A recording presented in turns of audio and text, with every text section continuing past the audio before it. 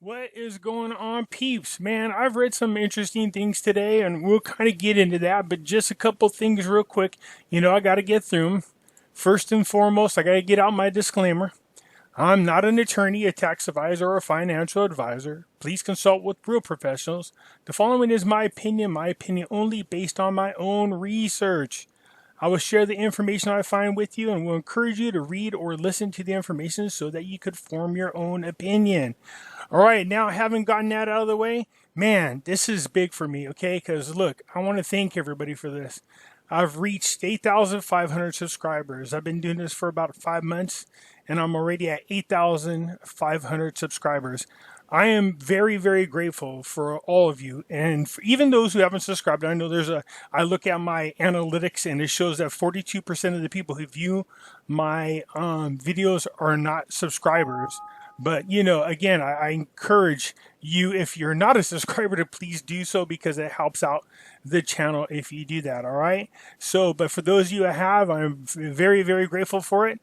I can't tell you how humbling this is. So thank you. I mean it from the bottom of my heart. Okay, guys? Thank you for this. So 8,500 subscribers already. Wow. Thank you. Okay, a quick reminder, Pimpy's investment chat is the same name as my YouTube channel. We have a group on Facebook. I will leave a link in the description and encourage you guys to all come on in. And it's free to join. And there's a lot of information that is shared in this group. We talk about the Iraqi dinar, the Vietnam dong, as well as the Zim dollar, gold, silver, cryptocurrencies, different types of stocks. I mean, you name it, it's in there. So again, I encourage you guys, especially for us amateurs, you know what I mean? Nobody in here is, well, I won't say that because there are some experts in there, but nobody in here is 100% of an expert that I'm aware of. But so, it's a good place to come in here and share dialogue and get information that you might not get elsewhere or that you might have to pay elsewhere, okay? So having said that, let's get into this. I'm going to get this report off my boy, the Dinarian. For those you don't know, I leave his link always in my description. He has a lot of great blog. First of all, his website kicks butt. I just want you to know that. I like the way he's got this all set up. And so I do leave a link to his blog. There is a lot of great things in here. I encourage you guys to come along. He speaks about everything just like I do, from Iraq to cryptocurrencies and the whole 9 yards. Okay, so let's look at this. Next June is the date for a negotiation with America to withdraw its forces. Now, I told you guys that America, the United Nations, and IMF were going into the United States in June. What they're going to talk about 100% is unknown. But one of them we do know is the fact that the United States wants to withdraw their forces out of there. I told you guys before, it's time for Iraq to put on their big boy chonies and kick the training wheels off of their bike and start learning to ride on their own. So the spokesperson for the commander-in-chief of Iraq forces, General Khalaf, I'm not going to try and forget it, said in June his country and the United States will set timetables for the withdrawal of the U.S. forces from the country. In a press statement published today, that the decision to conduct negotiations comes based on a decision of Iraq's parliament for their exit of the American forces, and that it is with the agreement of Iraq and American parties.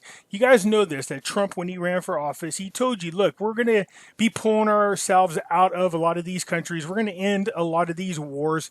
There's no reason for them to be going on. We're not about regime change. So this is not surprising, all right? But Trump also did say he wanted to get paid for a lot of the bases and everything is there. Gee, I wonder what their agreement is. If we're pulling out, did they give him some kind of sack of money that we don't know about? Or is it possible, just let me throw this out there, is it possible that Trump knows the rate change is coming and all that will pay for all the war and all the bases and everything we built there in Iraq?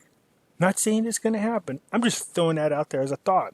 Let me know what you think about that idea in the comments, all right?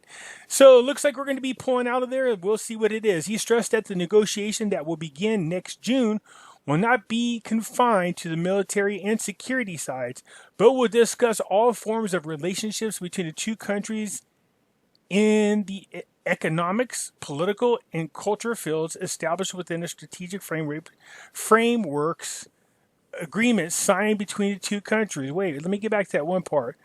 The but will discuss all forms of relationships between the two countries in the economic. Well, I don't know about you, but when I see that, I'm thinking, well, I know one thing they could throw in there as far as part of their negotiations. I don't know about you, but I sure the hell would like to see a rate change happen. All right, you guys, look, I still think people keep saying, when do you think it's going to happen? I know we hear that all the time. We've been hearing it now for over a year. Not this April here. Last April, I thought it was going to change. It had good reason. There was articles that came out that said they were literally getting ready to do it. And then all hell broke loose and everything went crazy and we are where we are today. I thought for sure they're going to do it by the end of this April. And it doesn't look like it's going to happen. Okay, there's a reason why I chose April. But one thing that I feel more than confident about is this. It's going to happen in 2020 unless, freaking Armageddon happens. I just can't think of any reason why it shouldn't happen. There's too many things happening right now for it not to happen, okay? So it looks like we're going to be there. It looks like at the beginning of this month, the head of the Iraqi caretaker government, Mahdi, announced that June 10th and 11th will be the date for negotiations between Iraq and the United States to start the strategic dialogue. I know one of the things they can just throw out there. Again, I'm just in case Trump's listening to me, because you never know. Anyways, Trump, please talk about the rate change. Not only do the people in Iraq need it, but this sure the hell would kickstart economies all around the world because of all the people who have the Iraqi dinar. Over the past weeks, American forces have withdrawn from 6 military sites and bases in the north and west of the country, handing them over to Iraqi forces, while still maintaining their forces in the 3 major bases, north, central, and west of the country. All right, you guys, so it looks like June's coming up. Look, I'm not trying to kick the can down the road here. I'm still feeling good about this year. I was feeling good about last year. But look, I don't want to be misleading in any way, shape, or form. But, the fact that we're pulling out of there, and I can't imagine, Trump said, look, we paid for a lot of bases. You heard him say that. He said, we're just not going to leave without getting paid. Well, what is he doing? He's pulling the forces out. How does he expect to get paid? Is there something we don't know about? That's what I'm saying. Anyways, let's move on. Okay, did the auctions happen today? Yes, the auctions happened today. We seem to be on a normal schedule. And so, as usual, most likely what had happened was, let's take a look. I'm willing to bet that no physical cash was auctioned off. But we do have $144,267,330 of the oil revenue was auctioned off. Okay, so that's, look, no big deal, but it's just how they do, how they maintain their rate. Okay, so what's going on with the World Bank here? The World Bank announced its readiness to support Iraq and restructure the loans granted so as to protect the vulnerable sector of society. I know you guys are thinking, because you're thinking the same thing I am. I know one way they can help protect the vulnerable. Yeah, exactly. Okay, so the resident representative of the World Bank in Iraq during a meeting with the Iraqi Minister of Planning yesterday, Tuesday, that the World Bank seeks to provide an integrated, sorry, my bad. So you guys know I'm reading this from a distance and I'm blind almost as a bat. Okay, an integrated vision to address the future repercussions that will be produced by the coronavirus, including high levels of poverty and unemployment.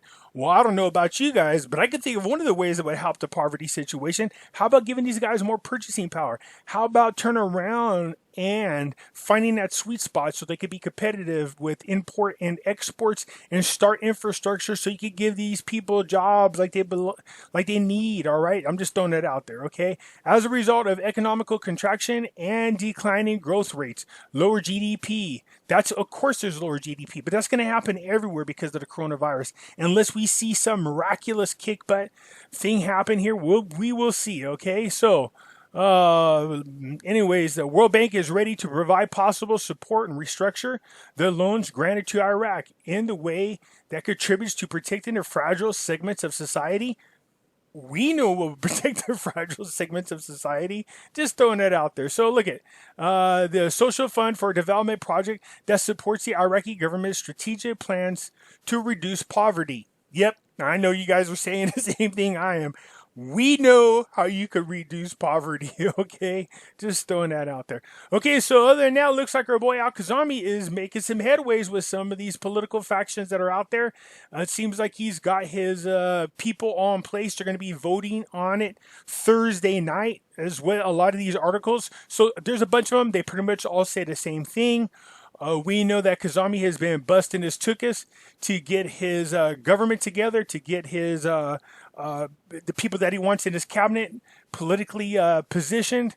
It looks like any reason. While some of the articles say there's still a little bit of resistance, but look, let's be honest. Like I said before, the parliament is stuck between a rock and a hard place.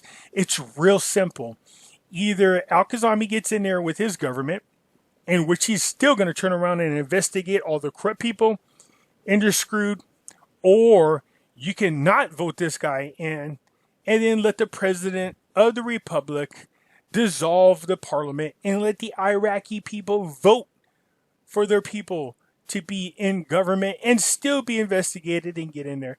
Look, we've seen many articles that were saying that Iran has lost a lot of its grip in Iraq. As a matter of fact, we've seen tweets from Al-Kazami as well as Zarfi stating that Iraq is no longer in the grip of Iran. But that remains to be seen. We also know that the largest part of the parliament is made up of politicians who are backed by Iran. All right, so we'll see where that goes.